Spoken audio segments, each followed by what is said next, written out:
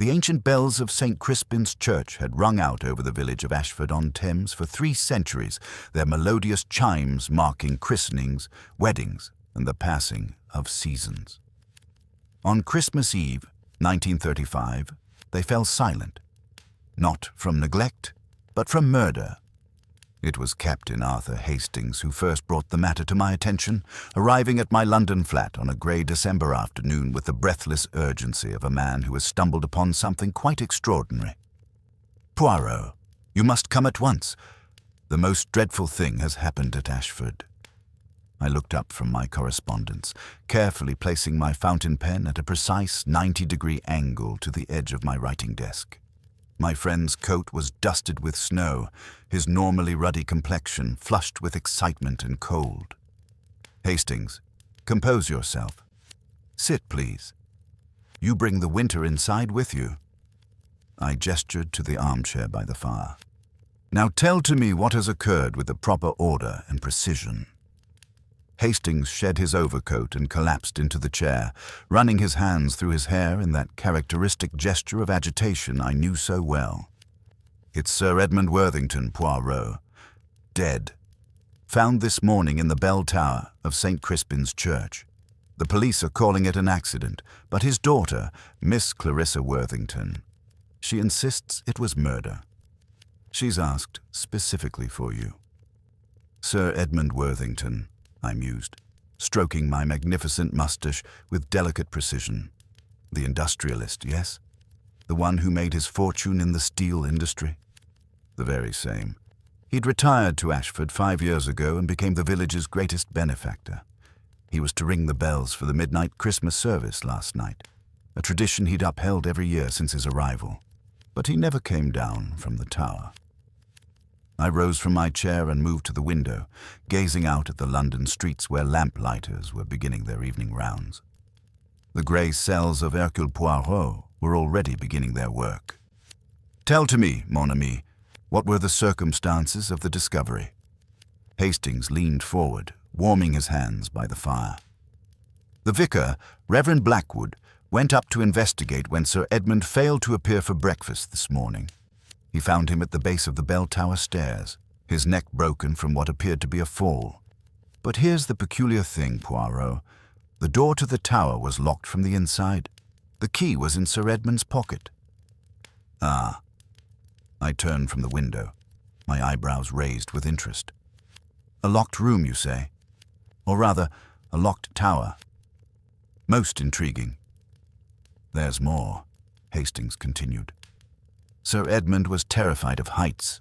Everyone in the village knew it. His daughter says he would never have gone up to the belfry itself. He always rang the bells from the lower mechanism room, no more than 20 feet from the ground. Yet his body was found at the bottom of the stairs leading from the belfry proper, some 80 feet up." I began to pace, my hands clasped behind my back. "A man afraid of heights climbs to the highest point of the tower, locks himself in, and then falls to his death. The police, they see an old man, perhaps overcome by holiday sentiment, who conquered his fear to ring the bells from their source and paid the ultimate price for his courage." Exactly what Inspector Marsh said. But Miss Worthington is adamant. She says her father would never, under any circumstances, have climbed to that belfry. She knew him better than anyone. "The daughter, she is devoted, yes?" "Very much so.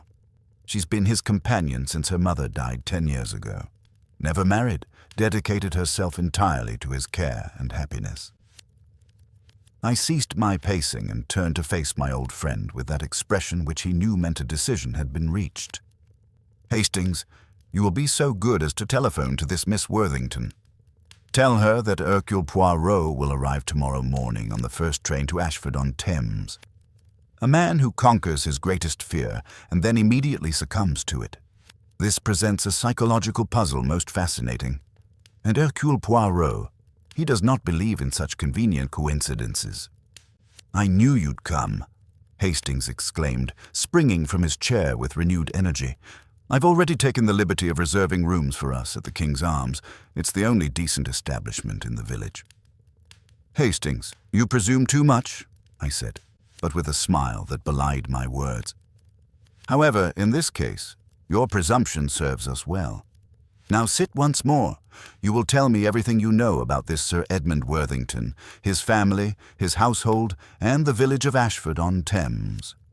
Leave out no detail, no matter how small. It is in the little things, always, that the truth hides itself. As night descended upon London and the fire crackled in the grate, Hastings recounted all he knew. Sir Edmund Worthington had been a self-made man, rising from humble origins to command one of England's largest steel manufacturers. His wife, Lady Margaret, had died of pneumonia a decade past, leaving him with 2 children, Clarissa, now 32, and his son James, 28, who managed the London office of the family business. The household at Worthington Manor consisted of Miss Clarissa, the long-time housekeeper, Mrs. Pemberton, a cook, and 2 housemaids. Sir Edmund had been in excellent health for a man of 67, still riding daily and maintaining an active interest in village affairs. And his character, Hastings. What manner of man was he? Hastings considered this carefully. Well respected, certainly. Generous with the village. He funded the restoration of the church roof, established a school, provided employment, but he hesitated. Yes. Continue. Well, I've heard whispers that he could be quite ruthless in business, and there were rumors of a falling out with his son James some months ago, though I don't know the particulars. Ah, the son. He will be present in Ashford now, yes? Arrived from London yesterday for the Christmas holiday. He was staying at the manor when his father died. I nodded slowly, filing away each detail in the orderly compartments of my mind. A wealthy man, recently reconciled, or perhaps not reconciled, with his son. A devoted daughter, a locked tower, a conquered fear that proved fatal. There is one more thing, Poirot, Hastings said quietly. Miss Worthington mentioned that her father had seemed troubled these past few weeks. Preoccupied. He'd been spending unusual amounts of time in his study, and she'd heard him arguing with someone on the telephone, though she couldn't say whom. And naturally, she does not know what troubled him. He wouldn't discuss it, told her it was merely business matters that need not concern her. I returned to my chair and steepled my fingers beneath my chin, a posture of deep contemplation.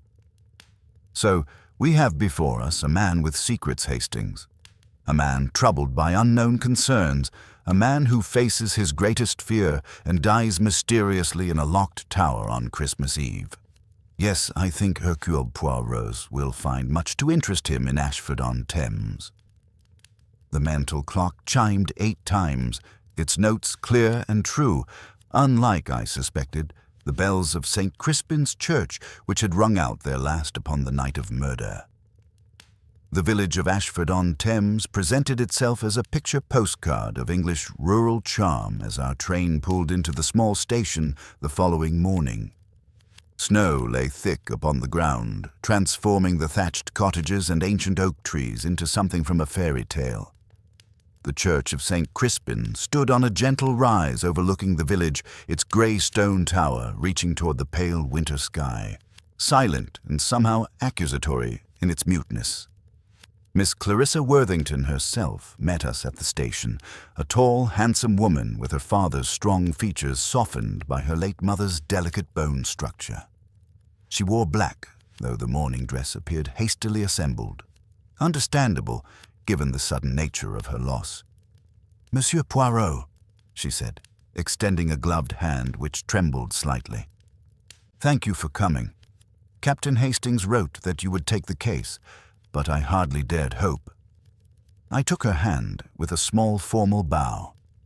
"Mademoiselle, Hercule Poirot is here. You may now permit yourself to hope. But first, you must understand, I seek only the truth wherever it may lead. If your father's death was indeed an accident, I will tell you so without hesitation." "It wasn't an accident," she said firmly, though her voice caught. "I knew my father, Monsieur Poirot. Whatever happened in that tower, he did not climb those stairs willingly." A motor car awaited us, a handsome Daimler that had belonged to Sir Edmund.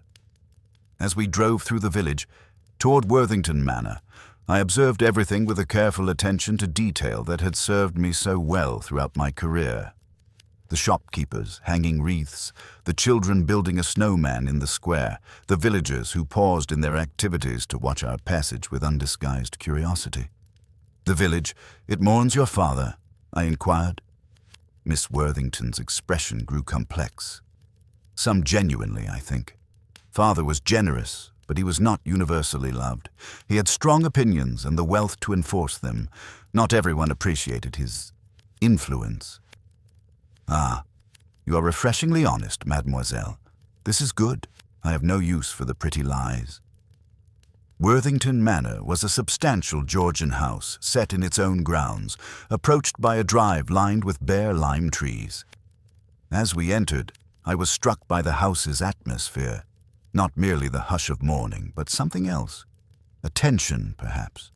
An expectancy. In the drawing room, a fire burned brightly against the winter chill. 4 people rose as we entered, and I studied each with a swift, comprehensive glance that missed nothing. A young man in his late 20s, bearing a strong resemblance to Miss Worthington. This would be James, the son. His eyes were red-rimmed, whether from grief or sleeplessness I could not yet determine, but his jaw was set with barely suppressed anger. An elderly woman in housekeeper's black, her face a mask of professional composure that concealed deeper emotions. Mrs. Pemberton, no doubt, the long-serving retainer who had known the family for decades. A rotund gentleman with a jovial face now creased with concern, clutching a teacup as though it were a lifeline. His clerical collar identified him as Reverend Blackwood, the vicar who had discovered the body. And finally, standing somewhat apart from the others, a lean man of about 40 with sharp, intelligent eyes and the bearing of someone accustomed to authority. He wore a tweed suit of excellent quality, and his expression as he regarded my arrival was one of poorly concealed skepticism. "Monsieur Poirot," Miss Worthington began, "may I present my brother, James Worthington?" The young man stepped forward, his handshake firm but perfunctory. "Mr. Poirot, Clarissa insisted on sending for you, though I confess I don't see the necessity. The police have been quite thorough." "Ah, but the police, they have concluded it was an accident, yes? You agree with this assessment?" James Worthington's jaw tightened. "I agree that my father is dead, and that dwelling on the circumstances won't bring him back. We have funeral arrangements to make, the business to consider, affairs to settle." "James, please," his sister interjected softly. I smiled with exquisite politeness. "I understand your grief, monsieur, but you will indulge me a few questions, yes? It is why I am here." Before he could respond, the vicar bustled forward, setting down his teacup with a clatter. "Reverend Theodore Blackwood, Mr. Poirot. A terrible business, terrible. Sir Edmund was a pillar of our little community. I still cannot credit it. Cannot credit it at all." "You discovered the body, Reverend?" Yes. Christmas morning it was. When Sir Edmund didn't appear for breakfast, he always breakfasted at the manor on Christmas Day before the morning service, Miss Worthington asked me to check the church. The tower door was locked, as I mentioned to the police. I had to fetch the sexton's spare key to gain entry. He shuddered. The sight that met my eyes, I shall never forget it.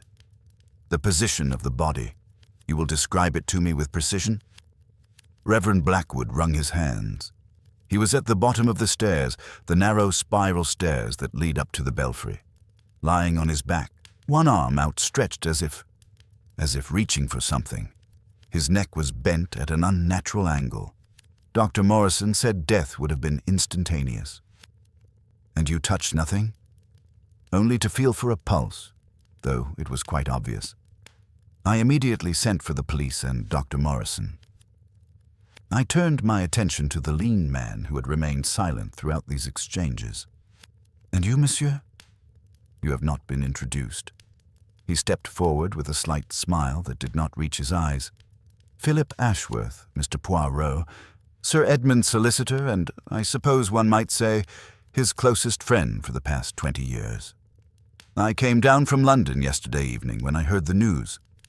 Ah, the man of law. Most useful. You were not present on Christmas Eve? No, I was in London. I'd invited Sir Edmund to join me for the holiday. My wife and I have a house in Belgravia, but he insisted on maintaining his tradition of ringing the Christmas bells. A shadow crossed Ashworth's face. I wish now I had been more insistent. I moved to the center of the room, my hands clasped behind my back, my eyes taking in the reactions of each person present. I thank you all for being here. Now I must ask, who was the last person to see Sir Edmund alive? Miss Worthington spoke up. I was, Monsieur Poirot. We dined together at 7 o'clock on Christmas Eve, just the two of us. James had gone to the King's Arms to meet some old school friends. This is true? I looked at James Worthington. Perfectly true. I can provide you with the names of 3 witnesses who shared my table from 8 o'clock until past 11. And after dinner, mademoiselle. Clarissa's voice grew strained. Father retired to his study. He said he had some papers to review before the church service. I went to bed at 9. I had a headache. When I rose at 7 the next morning, his bed had not been slept in. I assumed he had gone directly to the church, as he sometimes did, to ensure the bells were in proper order before ringing them. Mrs. Pemberton, I turned to the housekeeper. You were in the house that evening. The elderly woman's voice was steady, but I detected a tremor beneath the surface. Yes, sir. I served dinner and then retired to my quarters above the kitchen at 8:30. I heard nothing unusual during the night. And the other servants? Cook and the housemaids had been given leave to visit their families for Christmas. They departed after luncheon on Christmas Eve. It was just myself in residence, apart from the family. So the house, it was quiet. Sir Edmund alone in his study. You in your quarters, Miss Worthington in her room. Most interesting. I began to pace, a habit that helped the little grey cells to function with maximum efficiency. Now, I must ask a delicate question. Sir Edmund's state of mind these recent weeks. Several of you must have observed it. Miss Worthington mentioned to Captain Hastings that her father seemed troubled. A brief, pregnant silence filled the room. It was Philip Ashworth who finally spoke. Sir Edmund had been under some strain lately, yes. There were business matters requiring his attention, some irregularities in the London office accounts that concerned him greatly. James Worthington's head snapped up. That's absurd. The accounts are perfectly in order. I've managed that office for 3 years without a single complaint. Nevertheless, Ashworth continued smoothly, your father asked me to conduct a discreet audit. He confided in me that certain figures didn't reconcile with his expectations. When was this? I inquired. He telephoned me 3 weeks ago. I was to travel to London after Christmas to begin the review. The colour had drained from James Worthington's face. You're suggesting I was embezzling from my own father? I'm suggesting nothing, Ashworth replied coolly. I'm stating facts. Gentlemen, please, Miss Worthington interjected, her voice breaking. Must we have this discussion now? I held up a hand. Forgive me, mademoiselle, but yes, we must. You see, if your father was murdered, and that is what you believe, yes, then we must understand what secrets he carried. A man does not die for nothing. I turned back to James. You had argued with your father recently. The young man's fists clenched at his sides. We had a disagreement in October. It was about my wish to marry. Father disapproved of the lady in question. And who is this lady? Miss Sophie Hartley. Her father is a schoolmaster in the village. Father felt she was beneath our station. The bitterness in his voice was palpable. I see. And you defied him. I informed him that I intended to propose regardless of his blessing. And did you? Propose? Not yet. I'd hoped to reconcile with Father first, to make him see reason. His voice cracked. Now I'll never have that chance. I studied him carefully. Grief, yes, but also guilt. The guilt of words left unspoken, of bridges left unbuilt, or perhaps the guilt of something more. Reverend Blackwood, I said, turning to the clergyman. "The bells of St. Crispin's. They are kept locked, yes?" "Indeed. Only Sir Edmund and myself held keys to the tower door. Sir Edmund insisted upon it after some village boys broke in several years ago and damaged the mechanism." "And your key? It was where on Christmas Eve?" "Hanging in its usual place in the vestry. I checked specifically when the police asked. It had not been disturbed. So the only way into the tower was with Sir Edmund's key, which was found in his pocket, the door locked from inside. No other entrance exists?" "None whatsoever. The windows in the belfry are far too narrow for even a child to pass through, and they're 80 feet above the ground besides." I nodded slowly, my mind arranging and rearranging the pieces of this puzzle. "One more question for you all. On Christmas Eve, did Sir Edmund receive any visitors? Any telephone calls?" Mrs. Pemberton spoke up. "There was a telephone call during dinner, sir. I answered it in the hall. A man's voice, well spoken, asking for Sir Edmund urgently. I informed him that the master was dining and could not be disturbed. He insisted I give Sir Edmund a message. And this message was? He said, 'Tell him the bells will ring for his sins.' Then he rang off." Most peculiar, I thought, but when I relayed it to Sir Edmund after dinner, he went quite pale. He asked me to describe the voice, but I could tell him little. It was muffled, as if the gentleman had a cloth over the receiver. The room had gone utterly silent. Even James Worthington had stopped his angry pacing. "And Sir Edmund, he made no comment about this message?" I asked. "Only one, sir. He said, 'So it has come at last.'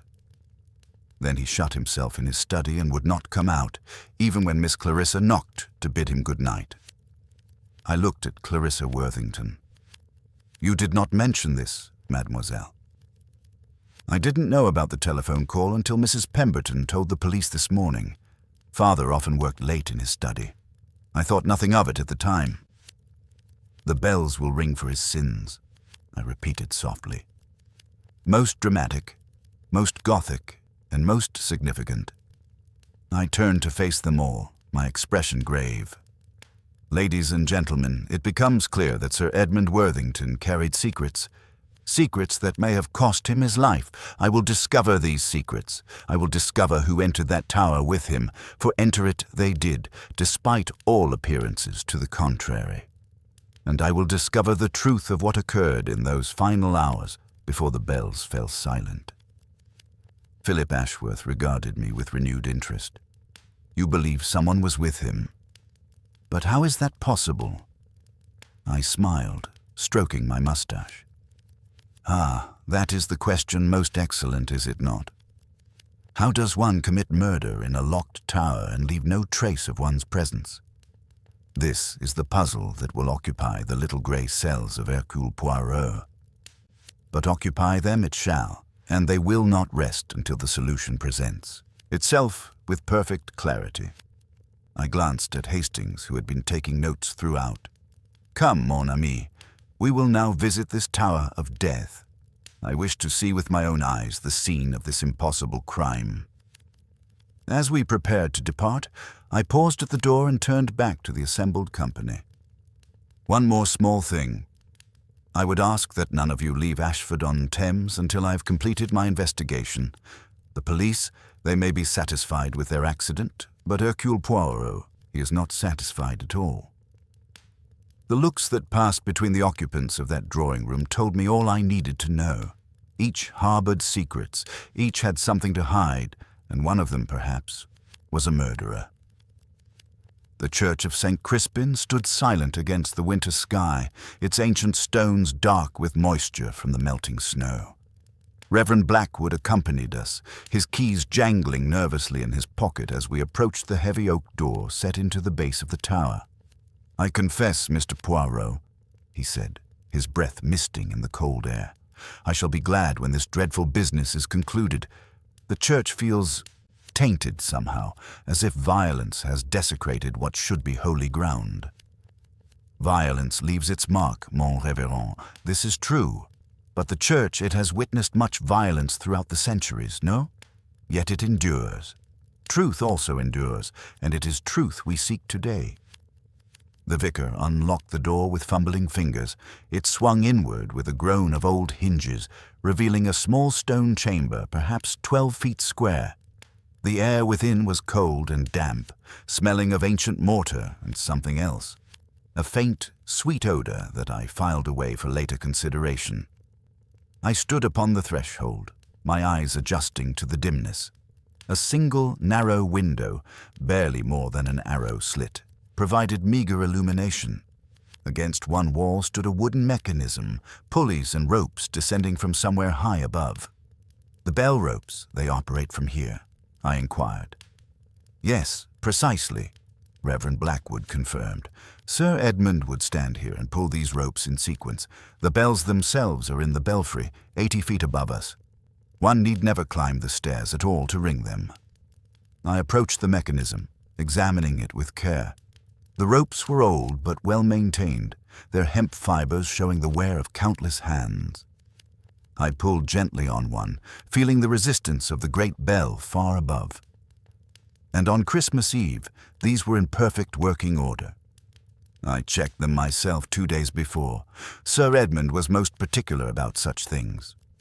I turned my attention to the spiral staircase that wound upward into darkness. The steps were stone, worn smooth by centuries of feet, narrow and treacherous. At the base, a small dark stain marked the flagstones. "Here," I said softly, kneeling with some difficulty. "My knees, they are not what they once were. Here is where he fell. Or rather, where he was placed," whispered the little gray cells. For already, certainties were beginning to form. I produced my magnifying glass and examined the stain with minute attention. Blood, yes, but not a great quantity. The head wound that had accompanied the broken neck had bled, but not profusely. Curious. "Hastings, you will note the position described by the good Reverend. The body on its back, one arm outstretched. Reaching," he said, as if for something. "Perhaps he was trying to break his fall," Hastings suggested. "Perhaps. But a man falling from a great height, does he land so neatly on his back? Does he not tumble, twist, come to rest in the attitude of violent impact?" I shook my head. "No, there is something here that does not accord with a simple fall." I rose and began to climb the stairs, my hand trailing along the cold stone wall. Reverend Blackwood and Hastings followed, the vicar's labored breathing echoing in the narrow space. The stairs wound upward in a tight spiral, the darkness broken at intervals by those same narrow windows. I paused at each, examining the sills, the stonework, searching for what? A sign? A clue? Some disturbance in the dust of ages? At the third window, perhaps 40 feet from the ground, I found it. "Hastings, your torch, if you please." The beam of light revealed what my keen eyes had detected. A scuff mark on the stone sill, recent and distinct. And more, a few fibers caught on the rough stone. I extracted my tweezers and carefully removed them, holding them up to the light. "Wool," I pronounced. "Good quality, dark in color. From a coat, perhaps, or a jacket." "Sir Edmund's coat?" Hastings asked. "We shall see. But note, my friend, this mark, it is on the inner sill. Someone leaned out this window, or leaned upon it with some force.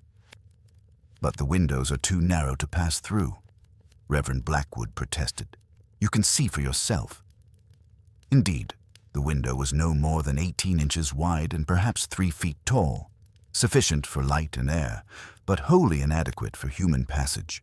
I tested it nonetheless, finding it firmly set in its frame, immovable. "Continue," I commanded, and we climbed onward.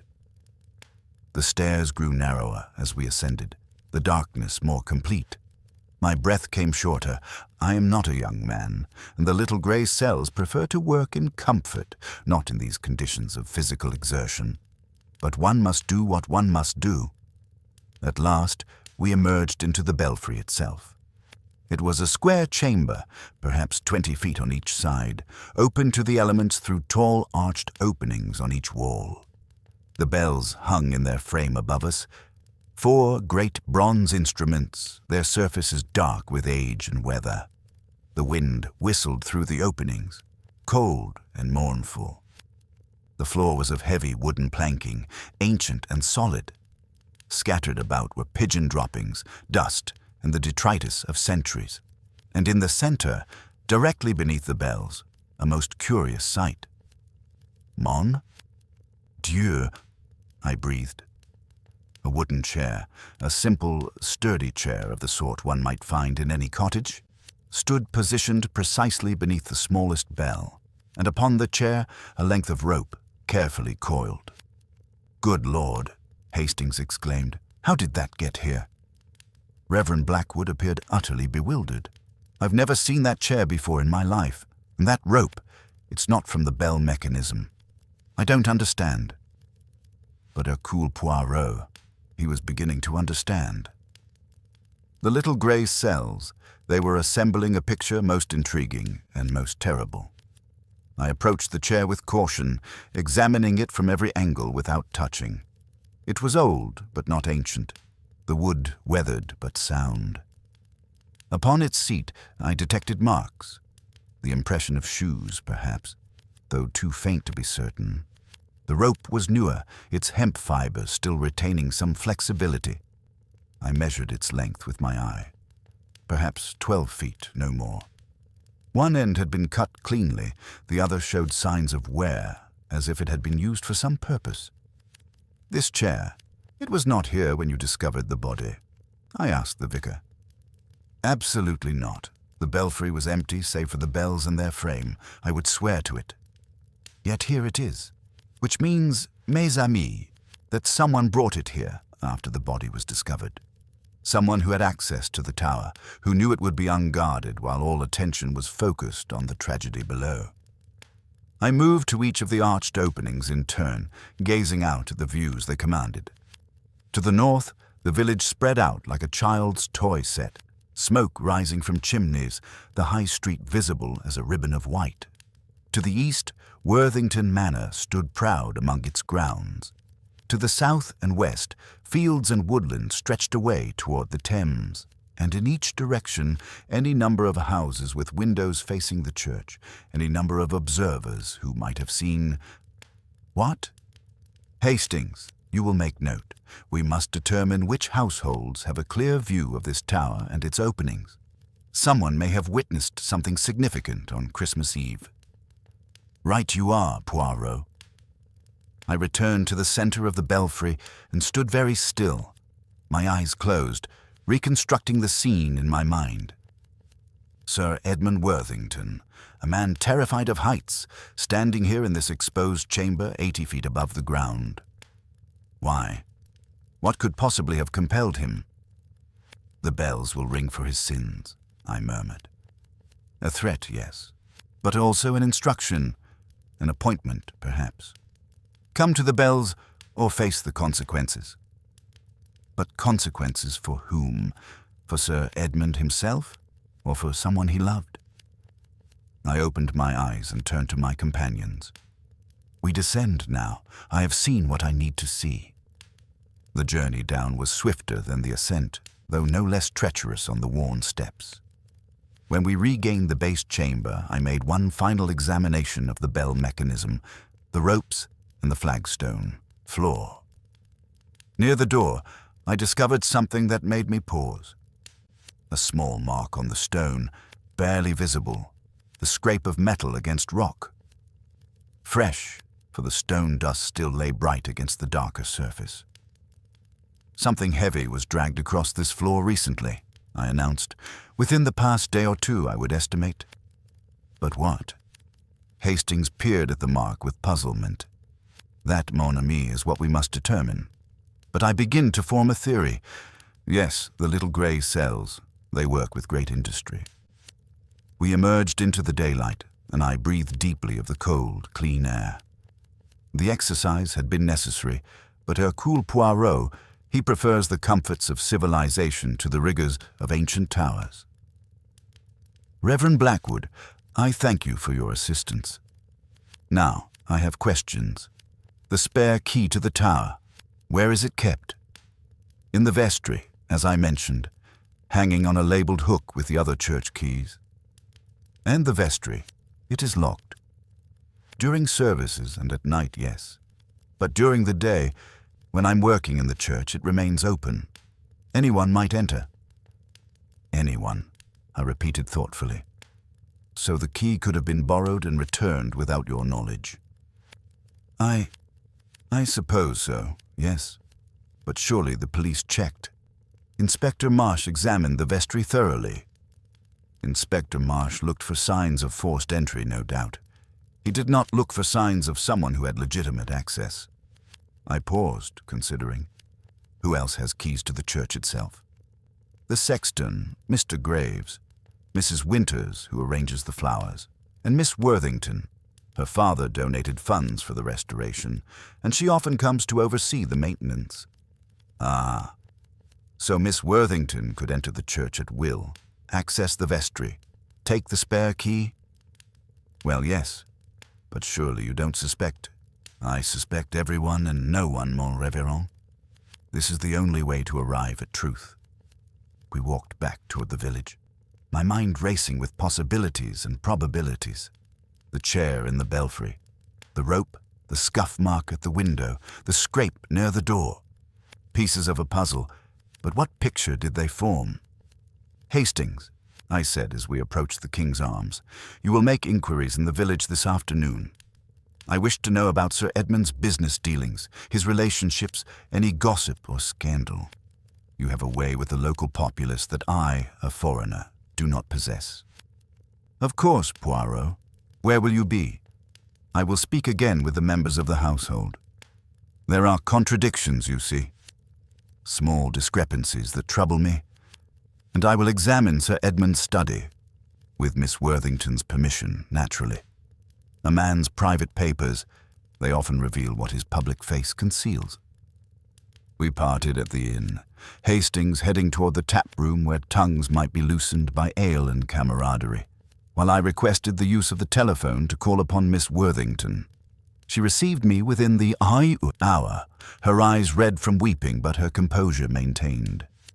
Monsieur Poirot, have you discovered something? I discover many things, mademoiselle, but their significance is not yet clear. I must ask your permission to examine your father's study, his papers, his correspondence. They may hold the key to understanding what troubled him in these final weeks. She hesitated only a moment. Of course, anything that might help. I'll take you there now. The study was a masculine room, lined with books and dominated by a large mahogany desk. The scent of pipe tobacco lingered, and a half-finished glass of brandy still sat upon the desk blotter, a poignant reminder of a life interrupted. Miss Worthington left me alone, and I began my examination with the methodical thoroughness that had served me throughout my career. The desk drawers yielded the usual collection of papers, business correspondence, bank statements, personal letters. But in the locked bottom drawer, opened with the key Miss Worthington had provided, I found something most illuminating. A file, unmarked, containing a collection of documents that told a story of betrayal, deception, and secrets long buried. As I read, the little gray cells worked with increasing speed, connections forming, hypotheses crystallizing. Ah, I said softly to the empty room. Now I begin to see. Yes, Hercule Poirot, he begins to see indeed. But what I saw troubled me deeply, for it suggested that this case was far more complex and far more dangerous than even I had initially suspected. The documents before me painted a picture that was both fascinating and deeply disturbing. I arranged them carefully on Sir Edmund's desk, my mind working to establish connections, to understand the implications of what I had discovered. The first document was a letter, dated 15 years prior, written in a feminine hand on expensive stationery. The signature read, Margaret, Lady Margaret Worthington, Sir Edmund's late wife. But it was the content that arrested my attention. My dearest Edmund, I cannot continue this deception. The guilt consumes me daily. You have been so good, so generous, and I have repaid you with the basest betrayal. I know you suspect nothing, which makes it all the more unbearable. When you read this, if you ever do, know that I loved you in my way, but the heart does not always obey the dictates of duty and gratitude. Forgive me, if you can. M. But this letter had never been sent. It remained here, among Sir Edmund's private papers, suggesting he had indeed discovered it. But when? And what had he done with this knowledge? The second document was more recent, a private investigator's report dated 3 months prior. I read with growing interest. Sir Edmund Worthington, regarding your inquiry into the background of Miss Sophie Hartley. Investigation reveals subject is daughter of William Hartley, schoolmaster as claimed. However, maternal lineage presents complications. Subject's mother, Elizabeth Hartley, née Morrison, formerly served as lady's maid at Worthington Manor from 1905-1907. Dismissed circumstances unclear. Birth records indicate Miss Sophie Hartley, born March 1908, 9 months after Elizabeth Morrison's departure from your employment. Records show no marriage until William Hartley wed Elizabeth Morrison in April 1908. Financial records indicate substantial quarterly payments from Worthington Steel accounts to Elizabeth Hartley from 1908 to present, totaling approximately $15,000. Payments made through intermediary law firm. Recommend discretion in any action taken regarding this matter. Mon Dieu. The implications were staggering. Sophie Hartley, the young woman James Worthington wished to marry, was quite possibly Sir Edmund's own illegitimate daughter, James's half-sister. The third document was a handwritten note, undated in Sir Edmund's own hand. I have built my life on principles of honor and duty, yet I am surrounded by the consequences of my failures. Margaret knew, I'm certain of it now. Did she die knowing I had been unfaithful? Did that knowledge poison her final years? And now James wishes to marry Sophie. I cannot allow it, but how can I explain without revealing everything? The sins of the father visited upon the children. Ashworth says I must tell James the truth, but how can I destroy his happiness and his illusions in one blow? There must be another way. I sat back in the chair, steepling my fingers beneath my chin. The picture became clearer, more tragic. Sir Edmund Worthington, a pillar of respectability, had fathered a child with a servant and paid for her silence and support for nearly 30 years. His wife had her own secrets, an affair, or at minimum, romantic feelings for another. And now, in a cruel twist of fate, his legitimate son had fallen in love with his illegitimate daughter, neither aware of their true relationship. But there was more. A final document, this one a telegram received only a week before Christmas. Your secret, no longer safe, stop. Others no stop, meet me. Christmas Eve. Bells, stop, come alone, or all revealed, stop. Unsigned, naturally. But the implication was clear. Blackmail, or at minimum, coercion. Someone had discovered Sir Edmund's secret and was using it to manipulate him. But who? And why demand a meeting in the bell tower? I rose and began to examine the study more thoroughly. The bookshelves yielded nothing of significance. Volumes on steel manufacturing, history, some poetry that appeared unread. The mantelpiece held the usual collection of family photographs. Sir Edmund and Lady Margaret on their wedding day, young Clarissa and James in sailor suits, Lady Margaret shortly before her death. But one frame, positioned behind the others as if half hidden, drew my attention. I retrieved it and studied the photograph within.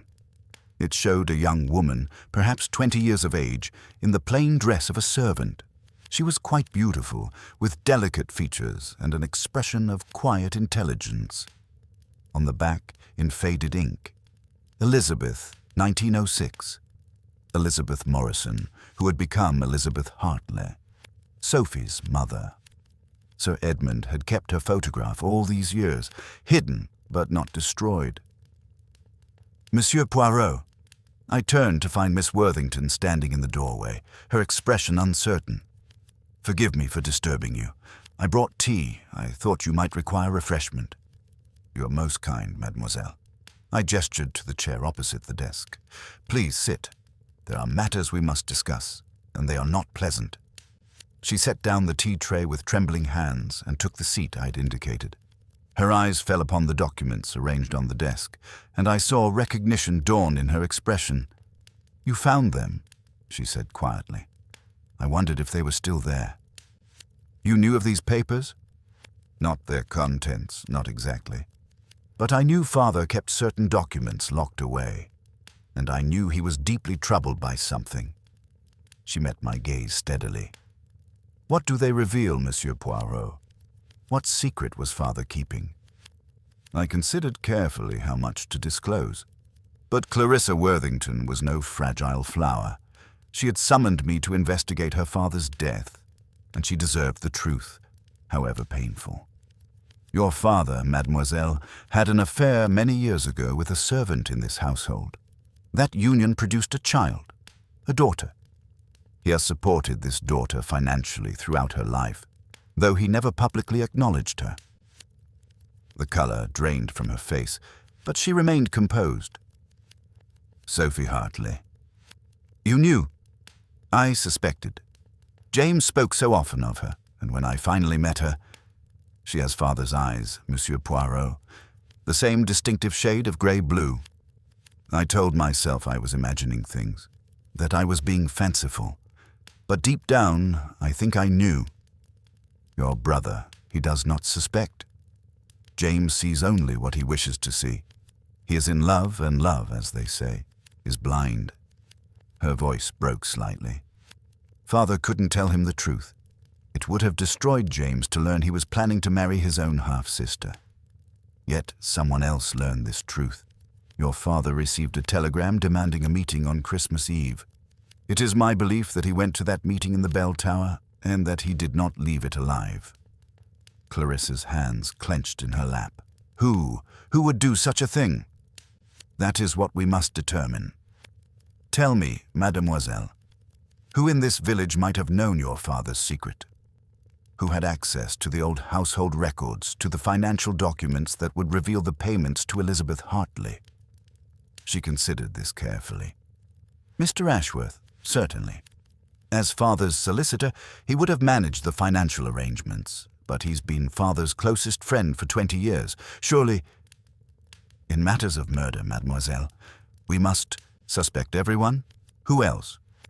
Mrs. Pemberton has been with the family since before I was born. She would have been here when Elizabeth Morrison was employed. When she was dismissed, she might have known or guessed the truth. And your brother James, could he have discovered the payments? He managed the London office, yes? He would have had access to the company accounts. It's possible, she admitted reluctantly. But James would never harm Father. They had their disagreements, but people kill for many reasons, mademoiselle. Love, money, revenge, fear. Your brother wished to marry Sophie Hartley.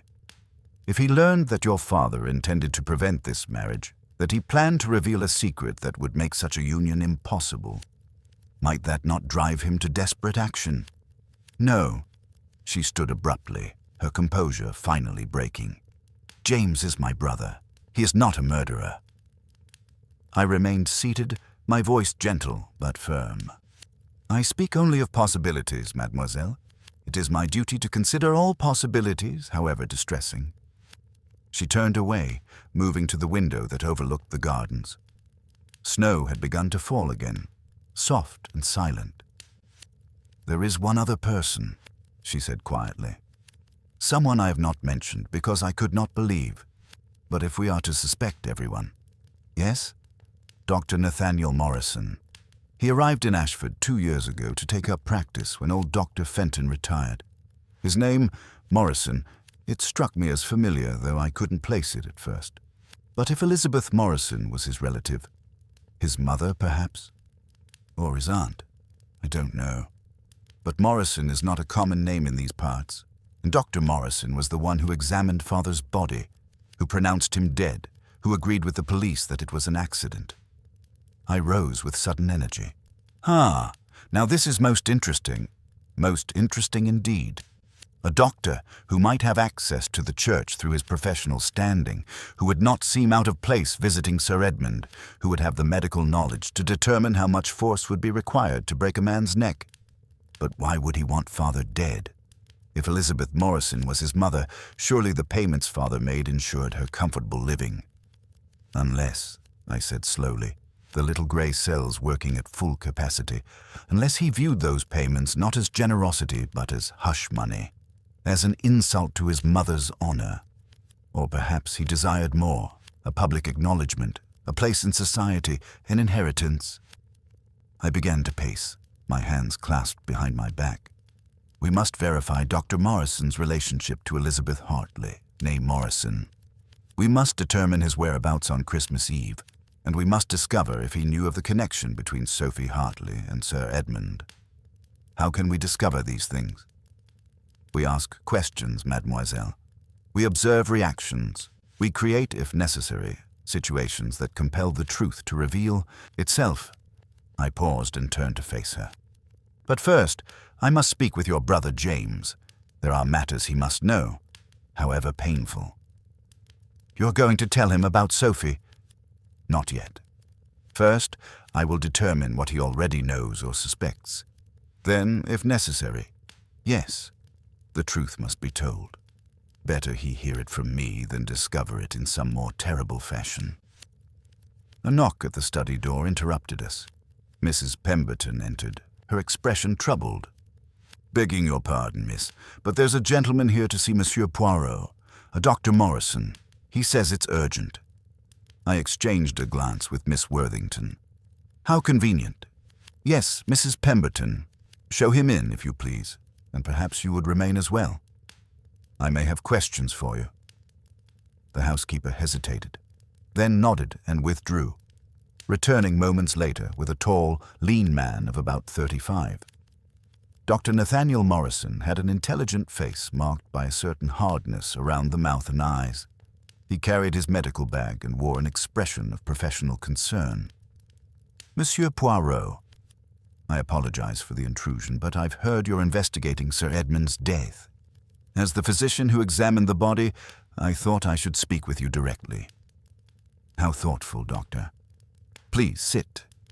I gestured to the chair Miss Worthington had vacated.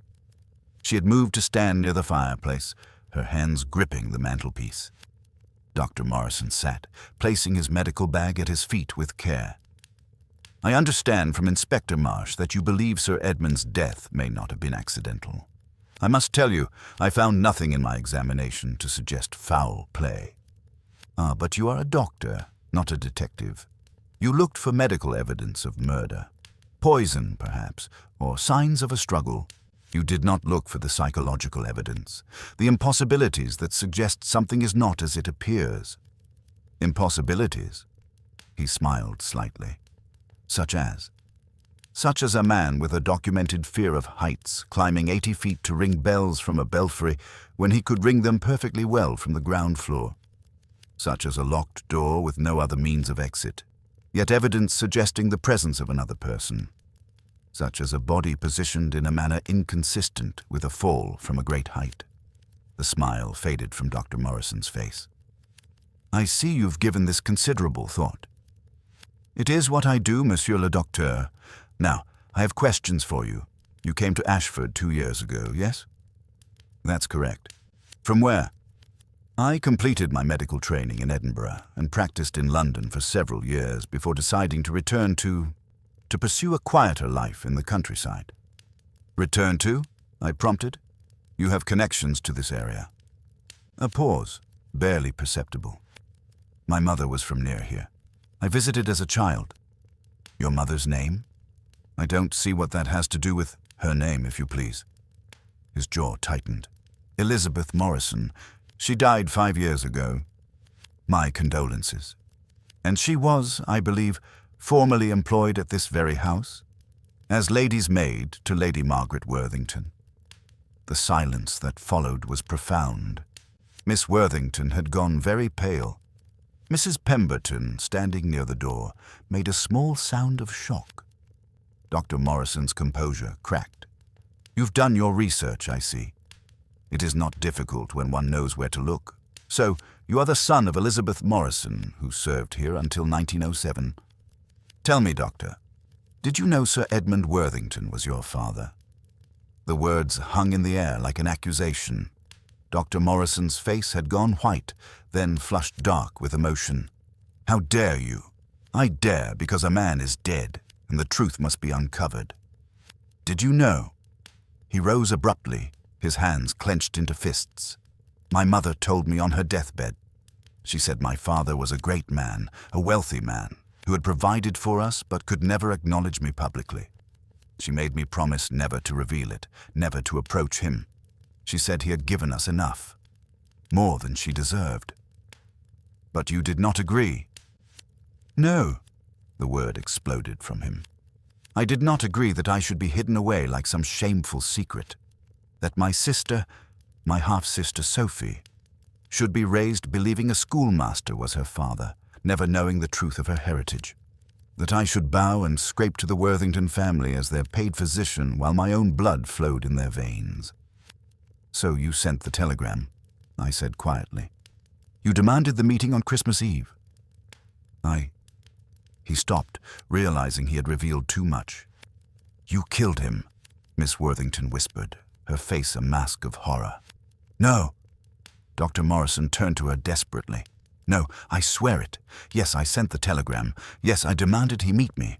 I wanted him to acknowledge me, to provide properly for Sophie, to make some public reparation for the years of secrecy and shame. But when I arrived at the tower, he was already dead. I found him lying at the base of the stairs, just as I reported to the police. I didn't kill him. I swear on my mother's grave, I didn't kill him. I studied him carefully, noting every micro-expression, every tell. Was he lying? Or was this the desperate truth of an innocent man caught in circumstances that appeared damning? "At what time did you arrive at the church?" I asked. "Just after 11 o'clock. I had told him to come at 11, but I arrived late. My motor car had difficulties starting in the cold. And the tower door was locked. I used the spare key from the vestry. I'd borrowed it earlier in the day, knowing I would need access." "Ah, so you did have means of entry. And when you found Sir Edmund dead, why did you not immediately raise the alarm?" He looked away. "I panicked. I realized how it would look, the illegitimate son, demanding money, the last person to see him alive. I returned the key to the vestry, went home, and waited. When Reverend Blackwood found the body the next morning and sent for me, I examined Sir Edmund as I would any deceased patient. I said nothing of the telegram, nothing of our planned meeting. I thought it would all blow over as an unfortunate accident. But it did not blow over, because Hercule Poirot does not believe in convenient accidents. I moved closer to him, my eyes boring into his. You say you arrived after 11 and found him already dead. Yet medical evidence suggests he died between 10 and midnight. This gives you ample time to have committed the murder. I didn't. You must believe me. What I believe is of no consequence. It is what I can prove that matters."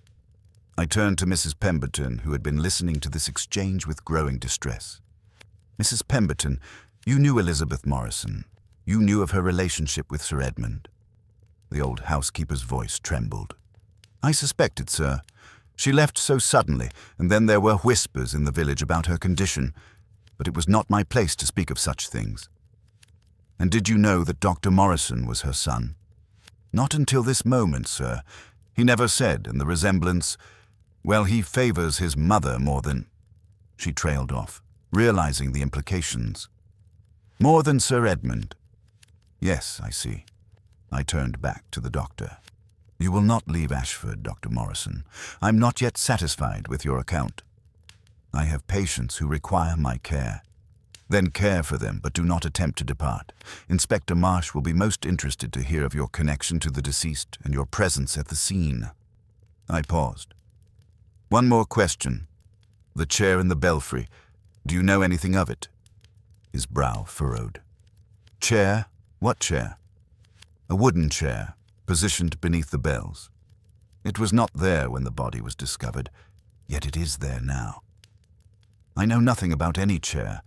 When I was in the tower, I saw only Sir Edmund's body. I didn't go up to the belfry. There was no reason to. I nodded slowly. Either he was an accomplished liar, or he was telling the truth about this, at least.